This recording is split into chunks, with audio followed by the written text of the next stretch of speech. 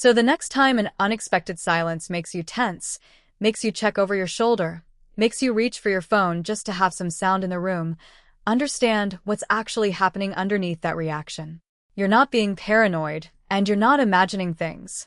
You're running one of the oldest, most consistently useful threat detection systems the human brain ever developed, a system built by countless generations of ancestors for whom silence, more often than most people realize, genuinely did mean something was wrong. The world has changed enormously since that system was built. Most silence today really is just silence. But your brain hasn't been told that, not fully, and it probably never completely will be, because the ancestors who ignored that warning simply didn't survive long enough to pass that particular trait forward.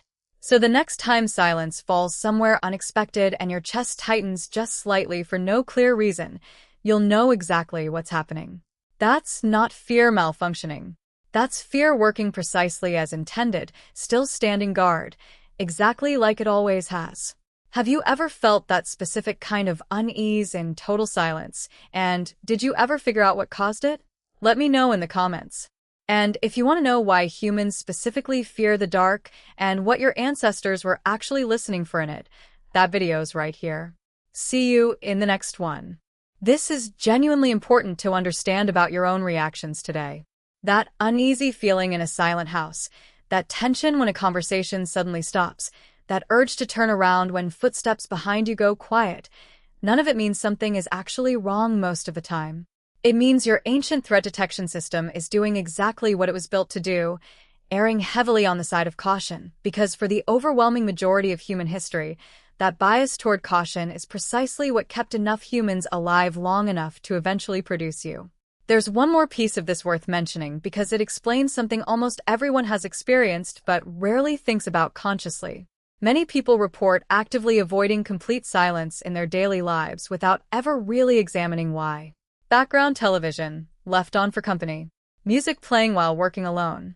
A fan running purely for the sound, rather than the airflow. White noise machines specifically marketed for sleep. This widespread, largely unconscious preference for filled auditory space over true silence lines up closely with everything we've covered.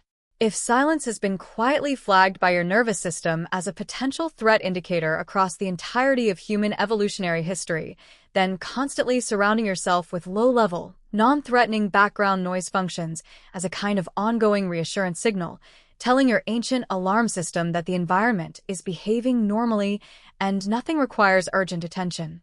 In other words, the widespread modern habit of filling silence with background noise may not be a distraction technique or simple preference at all. It may be an intuitive, largely unconscious method of manually soothing an alarm system that's been running unchanged for a very long time. This may be part of why horror films and thriller scenes use this exact technique so consistently and so effectively. A tense, unnaturally quiet scene, following sound that has just stopped, reliably produces measurable physiological stress responses in audiences almost universally, regardless of culture, language, or personal experience with horror as a genre. Filmmakers didn't invent this reaction. They discovered it, and they've been using it deliberately for over a century because it works on essentially everyone. Let's talk about what's actually happening inside your body during these moments, because the physical response is remarkably consistent. When silence is interpreted as a potential threat signal, your amygdala activates rapidly, well before your conscious mind has processed anything specific. This triggers a fast release of stress hormones, adrenaline and cortisol, preparing your body for immediate action. Your heart rate increases. Your muscles tense slightly, ready to move.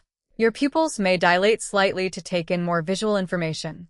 And your hearing, ironically, becomes even more sensitive, straining to detect literally any sound at all that might explain what's happening.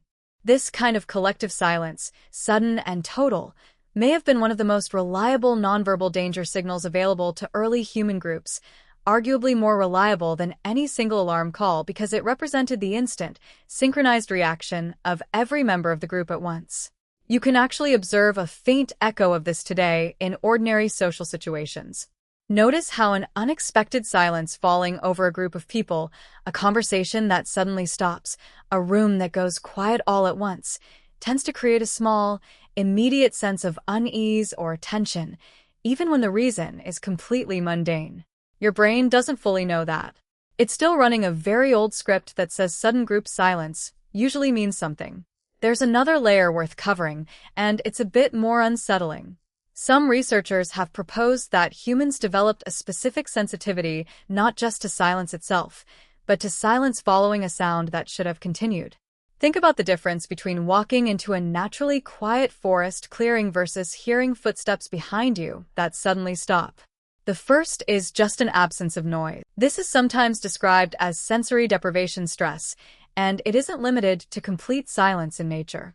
It shows up in soundproofed rooms, in anechoic chambers specifically engineered to absorb virtually all sound, and even in ordinary quiet homes late at night.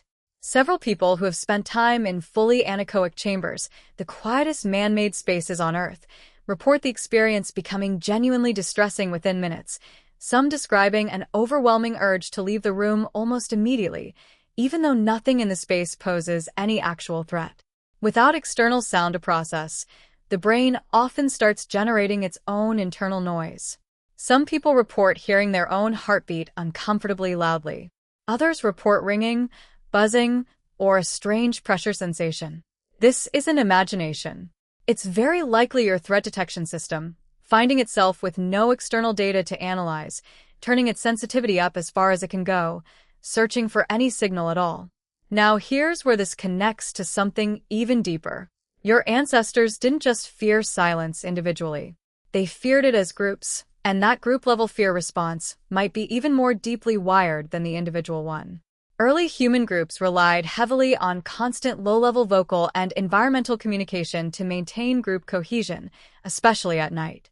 Soft talking, footsteps, the rustle of movement, even breathing patterns, all created a kind of baseline awareness that everyone in the group was accounted for, and nothing unusual was happening. A sudden, complete silence falling over a group, especially at night, could mean something had gone wrong, an attack in progress that had gone eerily quiet, or worse, everyone freezing at once because they'd all detected the same unseen threat simultaneously. Early humans lived embedded inside this exact information network every single day. They weren't just listening for threats directly. They were constantly, unconsciously monitoring the baseline noise of their environment, because a sudden drop in that noise was often the earliest possible warning available, arriving before a growl, before a visible shape in the trees, before anything else. This means silence didn't evolve to feel neutral. It evolved to feel like a red flag. A sudden quiet wasn't nothing happening. It was very likely something happening that every surrounding creature had already noticed and reacted to, except you hadn't spotted it yet. That single evolutionary pressure, repeated across hundreds of thousands of years, is a serious candidate for why unexpected silence still triggers a subtle but real stress response in modern humans, even in environments with zero actual predators. Your brain isn't malfunctioning when a silent room makes you uneasy. It's running an ancient interpretation of available data, using the exact same logic that once kept your ancestors alive. There's a second, closely related piece to this, and it involves your own body's natural startle response. Researchers studying acoustic environments have found that humans, more than many other species, rely heavily on ambient background noise to feel a baseline sense of safety. Remove that background noise entirely, and the brain doesn't relax. It becomes hyper-alert, actively searching for information it's no longer receiving. There's a specific kind of silence that makes people uncomfortable almost instantly. Not the peaceful kind. The other kind. The silence that's just a little too complete. Walk into an empty house and the power's out. No hum from the fridge. No distant traffic. Nothing. Most people feel something shift in their chest within seconds. Not because anything happened. Because nothing did. That reaction isn't random, and it isn't modern anxiety. It's one of the oldest, most consistent responses the human brain produces, and once you understand where it came from, you'll never experience silence the same way again. Let's start with something that sounds backwards at first. Silence, to your ancestors, wasn't actually the absence of danger. In a lot of situations, it was the strongest possible warning sign that danger was extremely close. Think about a normal environment full of life. Birds calling, insects humming, Small animals rustling through underbrush. That constant low-level noise was, in a strange way, reassuring. It meant the environment was behaving normally. Nothing was disturbing it. But the moment a predator moved into that same environment, something measurable happened. Birds stopped singing. Insects went quiet. Small animals froze or fled without a sound. The entire environment, all at once, changed its baseline. Modern field researchers studying predator behavior in the wild have documented this exact pattern repeatedly. Entire sections of forest can fall into sudden, unnatural silence within seconds of a predator's presence being detected by the surrounding wildlife, well before any human observer could visually confirm anything was there.